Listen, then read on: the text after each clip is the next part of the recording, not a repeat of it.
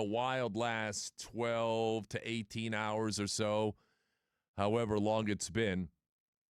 Hey, what's going on with the Lightning? What do you think about the Lightning? And the way the Lightning lost that game yesterday, you certainly need time to process everything.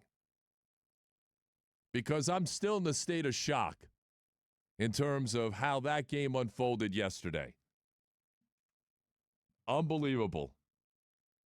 The Lightning season has come to an abrupt end again. Who's to blame and what is next for the Lightning? That is the theme of our opening drive here on this Overreaction Monday. Tampa Bay Sports Radio presents the opening drive. An impressive opening drive. What an opening drive. With TKras.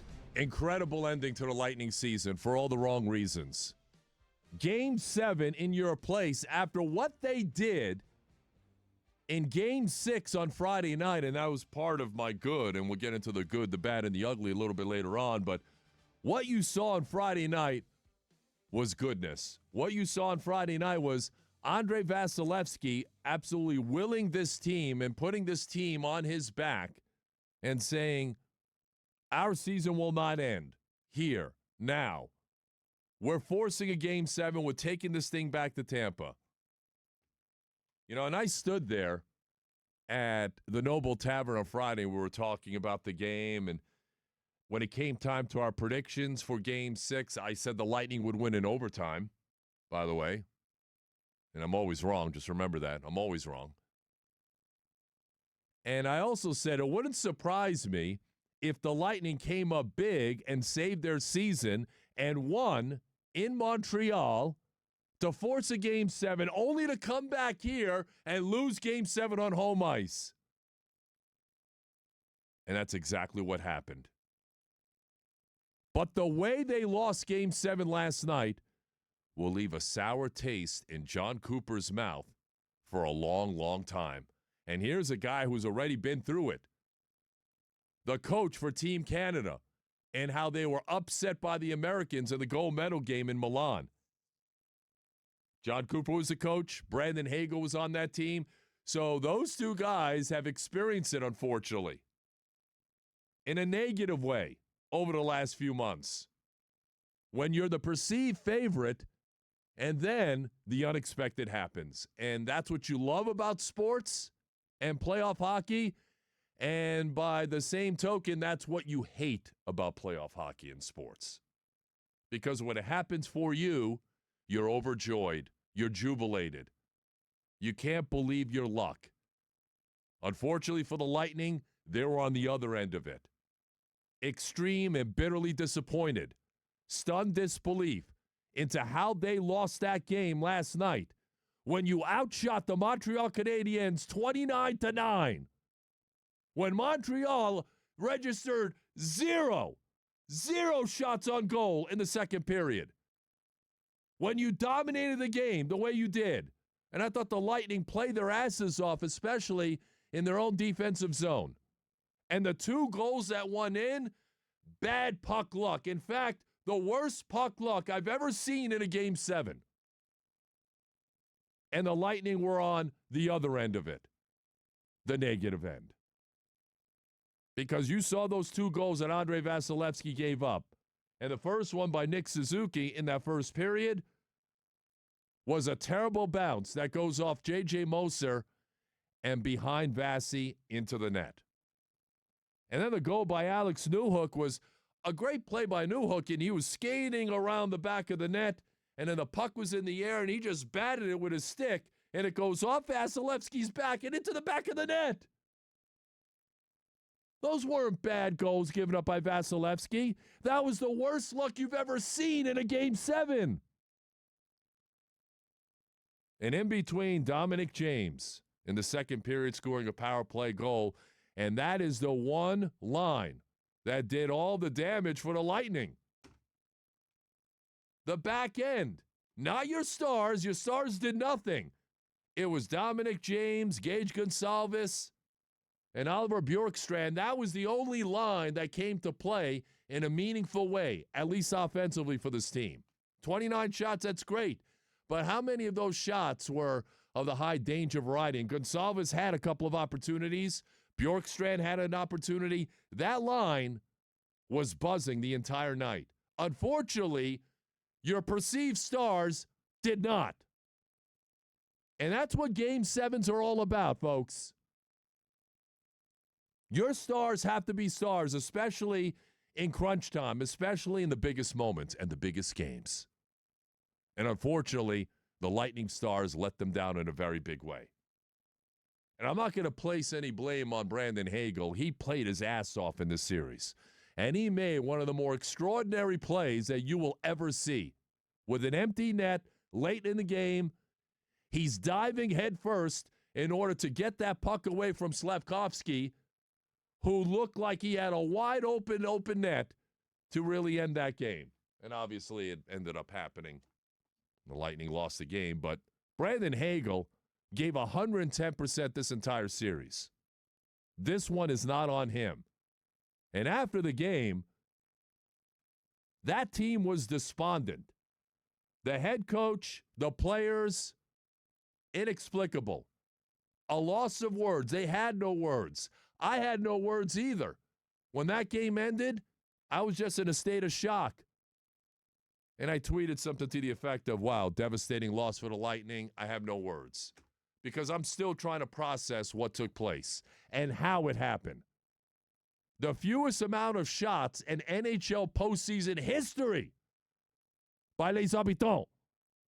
And they made it hold up in winning 2-1. Every single game was a one-goal game. Every single game was contested. The goals for the series? Montreal 16, Tampa Bay 15. But the Tampa Bay Lightning showed in this series what they showed last year against Florida, the year before that against Florida, and the year before that against Toronto. This team is always chasing. And it wasn't just in this series where they're falling behind and they're chasing it. Because it happened the last 2 years against Florida and the year before that against Toronto. The Tampa Bay Lightning have not won consecutive games in the postseason since the 2022 Eastern Conference Final. That's 5 postseasons ago. And now it's 4 years in a row you've been knocked out in the first round. Couldn't win 2 straight games in this series against the youngest team in the Stanley Cup playoffs in the Montreal Canadiens. And look, sometimes you have to tip your cap to the opposition. Martin St. Louis did a masterful job of getting that team ready to play. They leaned on him for guidance. You want to talk about a guy who's been there and done that in the biggest of games. Marty did it here with the Lightning. And he was able to impart that wisdom on that young hockey team. Jakub Dobeš was tremendous. And I think over the course of the entire series, he did outplay Andrei Vasilevsky. He did. From beginning to end, he was the better goalie. Martin St. Louis, from beginning to end, was probably the better coach. And from beginning to end, the Canadiens were the better team. Even though the Lightning absolutely dominated them, except in the scoreboard where it matters. 2-1 Montreal. All 7 games. 1-goal games. 4 of those games went into overtime. And nobody won 2 in a row. Nobody. They alternated wins in each one of these 7 games. And the Lightning lost 3 of them at home. 3. To the youngest team in the Stanley Cup playoffs. You can't win a game at home. You are going nowhere in the postseason if you can't do that.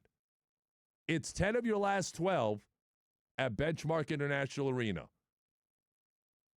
where you're supposed to have this home ice advantage with the rabid fan base and everything else. And the crowd was great. But unfortunately, at the end of the day, Montreal wasn't phased. And they remind me of the Lightning from 6 years ago. Young upstarts with a lot of speed. Young goalie that's ascending. Dobeš is a rookie, by the way. That kid is going to be good. Really, really good. And he's only getting started. He's only scratching the surface as to how good he's going to be. He's got great potential. That's a good team, and Montreal deserved to win. They did. I think they outplayed the Lightning over the course of the 7 games. As for the Lightning, you couldn't win a faceoff when it mattered. You couldn't win at home when it mattered, and your stars did not show up at all. That's why they're home by the first week of May, again for the 4th straight year. And I got to love some of the opinions that are being thrown around by just about everybody. And everybody's got an opinion, which is great. I think some of them are definitely overreacting. Some of them are definitely off base. And here's some of the overreactions that I've been hearing since the Lightning lost Game 7. We got to get rid of John Cooper. That's asinine. Stop. You're not getting rid of John Cooper. If John Cooper gets fired, there are at least 10 teams lining up for him. And there are teams that would fire their coach in order to try and hire him. Let's not be that dumb, okay? I think we've come a long way in this market as a hockey fan base. But if you're out there screaming to the heavens that John Cooper should be fired, get out. I don't want to hear from you. That's crazy. Another crazy overreaction is the fact that Andrei Vasilevsky should be gone. You think it's easy to find a championship goalie out there? You think it's that easy? Like if you're cutting bait with Andrei Vasilevsky, who's your goalie? And that is the other question I want to ask to all those fans who want Cooper out, who want Vasi out. Who are you replacing him with? I'm waiting. That's ridiculous. However, I'll tell you what's not an overreaction. The fact that the Stars did not show up. Brandon Hagel did. Jake Ensel did. Braden Point did not. And I think when the exit interviews come about, you're going to find out why he didn't perform, and he performed so poorly. He's out there playing hurt. He had a knee injury. There's probably another injury or two that they're concealing. And in hockey, it's not like the NFL where you can disclose injuries and everything else. Basically, in hockey, it comes out of 2 words when it comes to injuries from these teams. None ya. None your damn business. But when the season is over and the exit interviews are done, that word will get out as to how hurt some of these guys were. And I do believe Blackjack Braden Point, not to excuse his play because he did not show up. And I happen to like him a lot. The thing you like about Braden Point is, did he show up? No. Not up to his standards. And here's a guy who was great in those Stanley Cup winning years from a couple of years ago. He had 33 points in one of those Stanley Cup winning seasons in the playoffs. He was great. Not good, but great. So you have to know that there's something going on there. But the thing that you at least admire about him is that he's accountable. And he said after Game 5, not good enough. I need to be better. No question about that. At least he takes responsibility for his actions, unlike some other guys. And you know where I'm going. Agent 86. Now, last summer, when I even intimated, after the Lightning were knocked out again in the first round, that was 3 straight years, now it's 4. Last summer, I intimated on here that if the phone rings, you at least listen if somebody's calling about Kucherov. Everyone, oh, you're crazy. You're nuts about Kucherov. Leave Kucherov alone. How are you feeling now? Because you want to talk about a lack of accountability. The Lightning don't force him to talk. He will never talk. He goes about his business. He can do just about whatever he wants, and nobody says anything. Nobody. And I know he's got a year left to go in his contract. Why would Nikita Kucherov want to go anywhere else? He's got it made in the shade here. No accountability, no state income tax, nobody, very few, will call him onto the carpet. Why would he go anywhere else? There's no pressure here. It's a very relaxed atmosphere, very relaxed market. Why would he go anywhere? Because I'll tell you this. If he was in Philadelphia, Boston, Montreal, Toronto, New York, he would be crucified. 6 ways to Sunday. But here, everybody protects him. It's a beautiful life. So if you could make, he's making almost $10 million now. If Julien Brisebois gives him a contract extension, it's probably going to be 11, 12, 13 million a year. What a beautiful life. You're making that much money. Nobody ever questions you, or very few people, very, very, very few people question you. You can do whatever you want. If you're looking for regular season excellence, he's your guy. But when it comes to the playoffs, he's not doing what he needs to be doing as a superstar. He's not. And if that call comes from Edmonton or anywhere else, if you're Julien Brisebois, you are listening. You are listening to anything and everything. Because 4 straight years being knocked out in the first round, you have to be open to any and all possibilities. But I will say this. John Cooper is untouchable. Andrei Vasilevsky is untouchable. Brandon Hagel, I think, is untouchable and maybe should be wearing a C. No one knows where the hell Victor Hedman is. We need some clarity on that, and maybe we will get it. But at the age of 35, he's got 3 years left to go in his contract. You think that's going to be a good contract moving forward? I do not. Brian McDonough is 36, going on 37. There are a couple of guys that I would not want to move, and a lot of these guys do have no move clauses. So that might be a little bit of a challenge. But you can't sit there if you're the Lightning and say, you know what? Let's bring the band back for one more shot at it. Why? How? Because just making the playoffs around here isn't good enough. If you just want to make the playoffs, ho-hum, sell some tickets, go on the first round, hey, this is it. This is what you want. This is what you're getting. This is what you've been getting for the last 4 years. It's not good enough for me. And it shouldn't be good enough for the hierarchy of the Tampa Bay Lightning. Your thoughts, 888-388-0957. Text at 82945. It's amazing. It's amazing how many people protect 86. It really is. In bigger markets, this would never, ever go down like this. Ever. But I'm the only one screaming. There might be a couple of other people, too, that I know. People that I trust that are probably venting the same way. But fans love Kucherov. They love the post-game celebration, the drunkenness, the beers, everything else. And he's brought a lot of equity.